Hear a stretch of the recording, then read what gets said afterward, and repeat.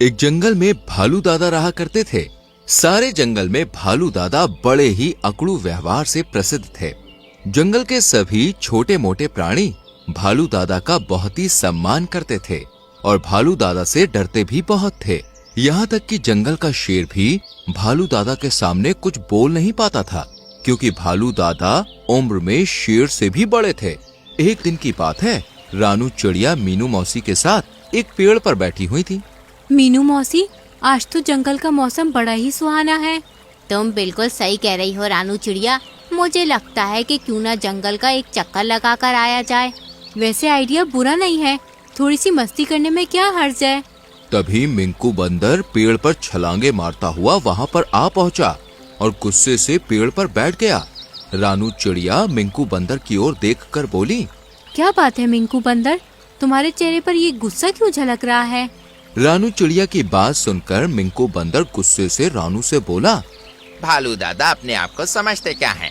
ठीक है, उम्र में वो मुझसे बड़े हैं, लेकिन इसका मतलब ये नहीं कि उनके जो मन में आएगा वो बोलेंगे। आखिर बात क्या हुई है मिंकू बंदर, जो तुम भालू दादा को ऐसे बोल रहे हो? अरे बात क्या हुई मीनू मौसी, मैं एक पेड़ पर बैठकर केले खा रहा था, तभी वहाँ पर भालू दादा आ गए और कहने लगे कि अभी ये केले पके नहीं हैं, तुम कच्चे केले खाकर केले की फसल को बर्बाद कर रहे हो। मिंकू बंदर की बात सुनकर मीनू मौसी मुस्कुराते हुए बोली, वैसे उन्होंने कुछ गलत नहीं कहा मिंकू बंदर। अरे वाह, होते कौन है मुझे कुछ कहने वाले? क्या वो इस जंगल के मालिक हैं? मिंकू बंदर ने इतना बोला ही था कि तभी वहाँ पर उड़ती हुई ब्लैकबर्ड आ गई, जो मिंकू बंदर की ओर देखकर बोली, जिस समय भालू दादा तुम्हें बुरी तरह से डांट रहे थे, उस समय मैं दूर से उस दृश्य को देख रही थी। तुम्हें पता है मिंकू, तुम्हें देखकर जंगल के सारे प्राणी भी हंस रहे थे। सच तो ये है कि भालू दादा ने तुम्हें बड़ा ही अपमानित किया है। ये सुनकर मिंकू बंदर बुरी तरह से भड़क गया। तुम सही कहती हो ब्लैकबर्ड, यही बात मैं रानू चिड़िया और मीनू मौसी को समझा रहा हूँ, लेकिन ये भालू दादा का ही पक्ष ले रही हैं। मुझे लगता है तुम्हें भालू दादा की शिकायत जंगल के राजा से करनी चाहिए। मैं भी यही बात सोच रहा था, मैं अभी जाता हूँ और भालू दादा की शिकायत करता हूँ। इतना बोलकर मिंकू बंदर उछलता हुआ सीधे शेर की गुफा में पहुँच गया। मिंकू बंदर को गुस्से में देखकर शेर राजा मुस्कुराते हुए बोले, क्या हुआ मिंकू बंदर, इतने गुस्से में क्यों हो? मिंकू बंदर सारी घटना शेर राजा को बताते हुए बोला, आखिर भालू दादा अपने आप को समझते क्या है? अरे वो कौन होते हैं फैसला करने वाले कि मुझे कच्चे फल खाने चाहिए या फिर पके हुए फल खाने चाहिए? तुम बिल्कुल सही कह रहे हो, मैं भी भालू दादा से बहुत ही तंग आ चुका हूँ। आपको भालू दादा का कुछ इलाज करना चाहिए महाराज, नहीं तो जंगल के सारे प्राणी कुछ दिनों बाद आपसे डरने के बजाय भालू दादा से डरने लगेंगे।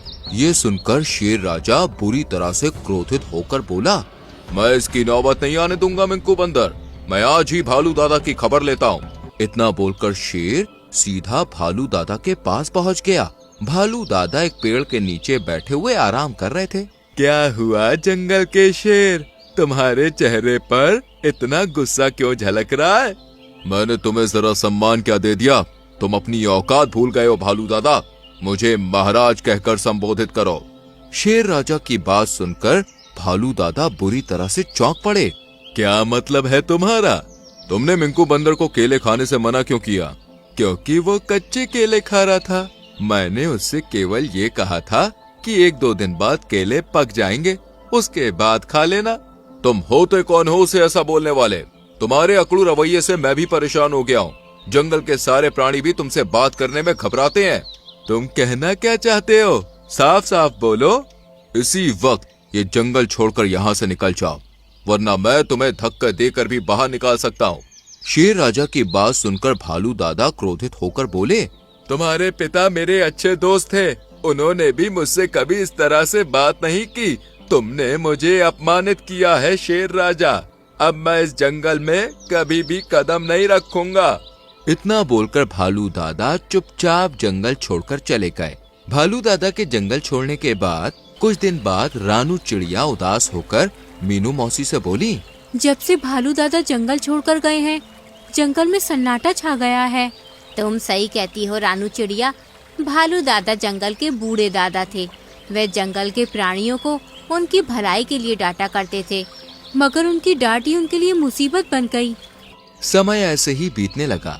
एक दिन जंगल का राजा शेर अपनी गुफा में बैठा हुआ आराम कर रहा था। तभी एक कबूतर वहां पर आ पहुंचा और जंगल के राजा शेर से बोला, महाराज, आपके लिए एक बहुत ही बुरा समाचार है। शेर राजा चौंकते हुए बोले, कैसा बुरा समाचार? महाराज, हमारे पड़ोसी राज्य के जंगल का जो राजा बूढ़ा हो चुका है, कल उसका बेटा जंगल का राजा बन गया है और वो आपके ऊपर हमला करने की योजना बना रहा है। आप जानते हैं, अगर वो आपके ऊपर हमला करेगा तो आप उसका मुकाबला नहीं कर पाएंगे, क्योंकि उसके पास आपके पास से अधिक सेना है। तुम इतना सब कुछ कैसे जानते हो? महाराज, मैं दूसरे जंगल की सैर करने के लिए निकला था, तभी मैंने उस जंगल के शेर की ये बातचीत सुन ली। वो अपने सेनापति भेड़िए से बात कर रहा था। कबूतर की बात सुनकर शेर बुरी तरह से डर गया और तुरंत कबूतर की ओर देखकर बोला, जल्दी से हमारे सलाहकार रानू चिड़िया और मीनू मौसी को बुलाओ। कबूतर कुछ ही देर में मीनू मौसी और रानू चिड़िया को वहां पर बुला लाया। शेर राजा सारी घटना मीनू मौसी और रानू चिड़िया को बताते हुए बोला, हमें किसी भी तरह से युद्ध को रोकना होगा। अगर युद्ध हुआ तो मेरे जंगल के मासूम प्राणी भी बेमौत मारे जाएंगे। जंगल में खून खराबा हो जाएगा। मैं उसकी सेना का मुकाबला भी नहीं कर सकता। शेर राजा की बात सुनकर मीनू मौसी गहरी सोच में डूबते हुए बोली, महाराज, जहाँ तक मैं जानती हूँ तो भालू दादा की दोस्ती दूसरे राज्य के जंगल के शेर के बूढ़े पिता से है। अगर भालू दादा उस बूढ़े शेर से हम पर हमला करने के लिए मना करेंगे तो मुझे विश्वास है वह मान जाएगा। लेकिन महाराज, भालू दादा को तो आपने अपने जंगल से अपमानित करके निकाल दिया। ये सुनकर शेर अफसोस भरे लहजे में रानू चिड़िया की ओर देखकर बोला, मुझे भी इस बात का बहुत अफसोस है रानू चिड़िया। भालू दादा को निकालने के बाद मुझे अपनी गलती का एहसास हुआ, लेकिन मैं कर भी क्या सकता हूँ। अब जो हो गया सो हो गया। तुम एक काम करो, भालू दादा को तलाश करो और किसी भी तरह से उनको यहाँ पर लेकर आओ। शेर राजा की बात सुनकर मीनू मौसी और रानू चिड़िया भालू दादा को तलाशने लगी। वो दोनों भालू दादा को तलाशती तलाशती दूसरे जंगल तक जा पहुंची। अचानक रानू चिड़िया मीनू मौसी की ओर देखकर बोली, मीनू मौसी, वो देखो, उस घने वृक्ष के नीचे भालू दादा बैठे हुए हैं। मीनू मौसी, चलो चलकर देखते हैं। वो दोनों भालू दादा के पास आकर बैठ गए। भालू दादा उन दोनों की ओर देखकर बोले, तुम दोनों यहाँ पर क्या कर रही हो? ये दूसरा जंगल है। रानू चिड़िया भालू दादा को सारी घटना बताते हुए बोली, हमारी मदद कीजिए भालू दादा। नहीं रानू, जंगल के शेर ने मुझे अपमानित किया। मैं अब उस जंगल में कदम भी नहीं रखूंगा और ना ही उसकी मदद करूंगा। उसने मुझे मेरे ही जंगल से निकल जाने को कहा। भालू दादा, आप जंगल के सबसे बुजुर्ग भालू हैं और महाराज आपके सामने बच्चे हैं और बच्चों से गलतियां तो हो ही जाती हैं। बड़ों का फर्ज बनता है उन्हें माफ कर देना। अगर आप उनकी मदद नहीं करेंगे तो दूसरे जंगल का राजा जंगल पर हमला कर देगा। सैकड़ों प्राणी मारे जाएंगे। जंगल में खून खराबा होगा। आप इस युद्ध को रोक सकते हैं। मीनू मौसी की बात सुनकर भालू दादा मुस्कुराते हुए मीनू मौसी की ओर देखकर बोले, तुम्हारी बात सही है, लेकिन जिसने गलती की उसे स्वयं आकर माफी मांगनी चाहिए।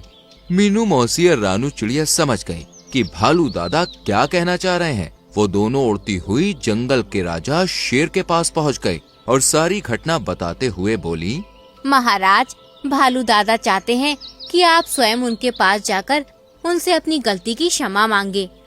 मैं उनसे क्षमा मांगने के लिए तैयार हूँ। चलो मेरे साथ। कहाँ पर है वो? कुछ ही देर में शेर राजा भालू दादा के सामने खड़ा हुआ था। मुझे माफ कर दो भालू दादा, मैंने आपके साथ बहुत गलत किया। तुम्हारे पिता मेरे अच्छे दोस्त थे, इसलिए मैं तुम्हें माफ कर रहा हूँ। परंतु तुम्हें एक बात समझनी चाहिए, मैं जंगल के प्राणियों को अगर डांटता हूँ तो उनकी भलाई के लिए। अगर उस समय बंदर कच्चे केले खा लेता तो उसका स्वास्थ्य बिगड़ सकता था। मैंने उसकी भलाई के लिए उसे मना किया था, ना कि अपने आप को राजा समझकर। मुझे अब एहसास हो रहा है कि मैं गलत था और आप सही। भालू दादा मुस्कुराते हुए शेर राजा से बोले, सारी गलती तुम्हारी नहीं है शेर राजा, कुछ गलतियां मेरी भी है। क्या है कि इस उम्र के पड़ाव में आकर मैं थोड़ा सा चिड़चिड़ा हो गया हूँ और मेरा स्वभाव गुस्सैल हो गया है। अब मैं भी अपने स्वभाव में परिवर्तन करूंगा और हर किसी से मुस्कुरा के हंसकर बात करूंगा। इतना बोलकर भालू दादा दूसरे जंगल के बूढ़े शेर के पास जाकर बोले, तुम्हारा पुत्र मेरे जंगल पर हमला करने की सोच रहा है। ये सुनकर बूढ़ा शेर चौंकते हुए बोला, मुझे नहीं पता था कि तुम उस जंगल में रहते हो। अगर ऐसी बात है तो मैं अपने पुत्र को युद्ध करने से रोकूंगा ही नहीं, बल्कि उसे डांटूंगा भी। ये सुनकर भालू दादा मुस्कुराते हुए अपने जंगल की ओर चले गए और शेर राजा से बोले, अब निश्चिंत रहो जंगल के राजा, अब वो दूसरा शेर हमला नहीं करेगा। ये सुनकर जंगल में खुशियों का माहौल कायम हो गया और सभी हंसी खुशी रहने लगे। तो दोस्तों, कैसी लगी आपको हमारी ये कहानी? अगर कहानी अच्छी लगी हो तो वीडियो को लाइक कीजिएगा, चैनल को सब्सक्राइब कीजिएगा और हाँ, कहानी अपने दोस्तों के साथ शेयर करना तो बिल्कुल मत भूलिएगा। मैं आपको मिलूंगी अगले वीडियो में किसी नई कहानी, नई सीख के साथ। तब तक के लिए बाय बाय।